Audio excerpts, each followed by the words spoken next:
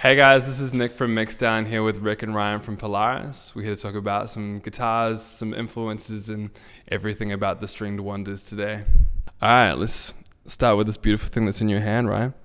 Right on. This is a Manus Regis 7. We've both been playing Manus for a few years now. They've been very nice to us.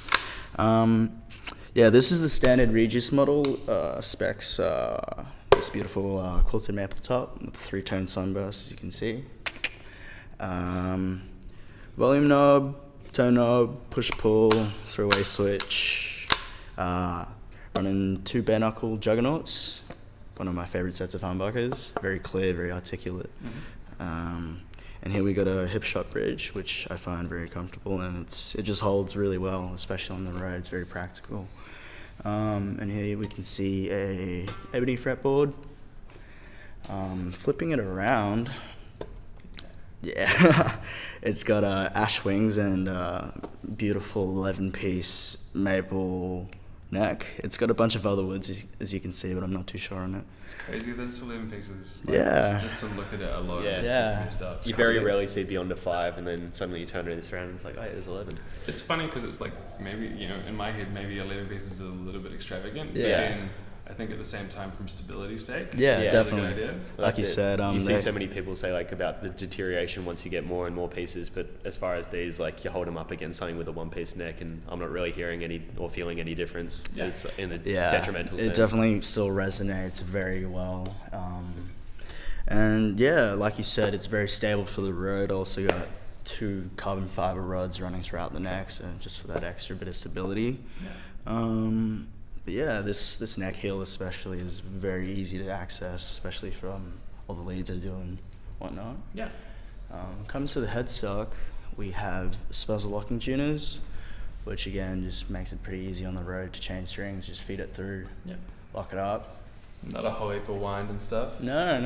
Yeah, you can get away with just, The tiniest. Wow, you're getting next to nothing. Yeah. Yeah, the day I discovered locking tuners was the day I cut my restringing time in like 10. Yeah. Like, it's just so much easier that way. Used to be such a chore, but now you just chuck it in, lock it in. There's no thinking to it. Exactly, yeah. It's literally just, once Yeah. it's locked, you tune it like half as much as you'd normally need to do it, and you're there. And also one more thing, we have lumen layer, glow-in-the-dark inlays, side dots rather, which just makes it really easy to see on stage, especially all the flickering lights and whatnot. So it's not a myth.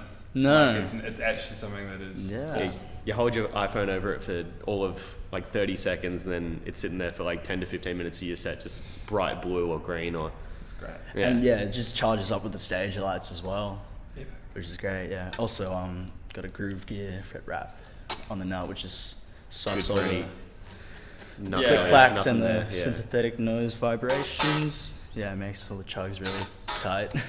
Yeah, mad. Yeah. Scale length-wise, this is... Standard scale, 25.5. And you guys are tuned to... We're tuned to drop C sharp on the first 6 strings and then a G sharp. So it's pretty much drop G sharp on a 7. Okay. Yeah. But this is dropped. Cool. It makes for some more interesting chord shapes and... Just a bit easier to get some like higher note riffing while being on a 7 string, so we don't just have to resort to all the low. Well, and that's the cool thing I think about it, and there was this stigma for a long time about drop tunings. Yeah. It's like there's certain voicings that you can only get with the drop tuning. Yeah, exactly. Because you can just bar this. Yeah. And here, that's a power chord like that. So, yeah, it's pretty interesting. And you hit the nail on the head as well, because you can have the dynamic from like both partials of it. Yeah, well that's it. It's like a chorus will be playing up on the C sharp or something, and then go back to a riff, and it can just drop to the G sharp so effortlessly, and like it's kind of just the best of both worlds without really sacrificing much.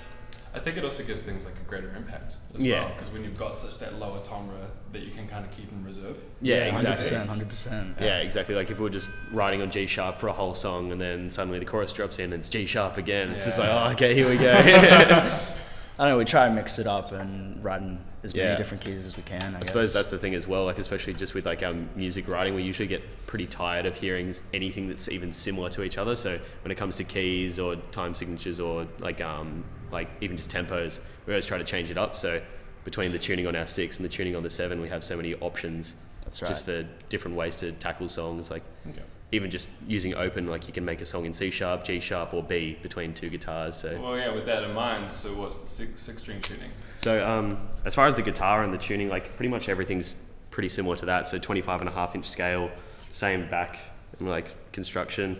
It's got a flame top under this, except I've gone for like a solid purple color, just because I don't know, on the road you always see like wear and tear, and as far as it goes, like I just like it, something simple to take care of, and literally all it is for this is like a wipe down at the end of the show and make sure there's no smudges, and it's good to go. So yeah, it's just easy breezy. And as far as we go for this, it's drop B. Okay. So that's what we started out with. Like in our first EP, it was just all 6-string drop B, and then for the Guilt and the Grief, we decided to use 7 strings because it's kind of for a while coming. We just thought we wanted to expand it a little bit more, and I don't know. Now I have to take twice as many guitars on the road. Variety is the spice of life. Yeah, Right on, yeah. It's definitely a bit annoying to fly with though. Yeah. Fly-ins with 2 basses, 2 guitars each. Yeah. Yeah. If we have take an 8-seater on the road, we only have 5 seats because the whole 3 back seats and the back is all taken up. So many mostly guitars. just by guitars. Yeah. Lots and lots of guitars.